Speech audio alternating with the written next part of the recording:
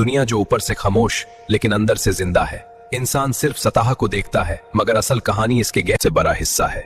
ये ना सिर्फ पानी का जखीरा है, बल्कि पूरी दुनिया की जिंदगी का निजाम भी इसी से जुड़ा है। ये समंदर की जुबान होती हैं, कभी नरम, कभी खौफनाक, जैसे समंदर अपनी कहानी खामोश शहंशाह है।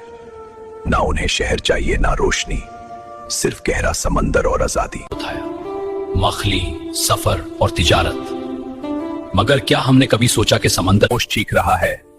प्लास्टिक, गंदगी और जहरीला पानी इस खूबसूरत दुनिया को तबाह कर रहे हैं, तो समंदर फिर से मुस्कुराया जा सकता है। छोटी सी जिम्मेदारी बड़ी तब्दीली ला सकती है। ये जिंदगी है, राज है और रहमत है।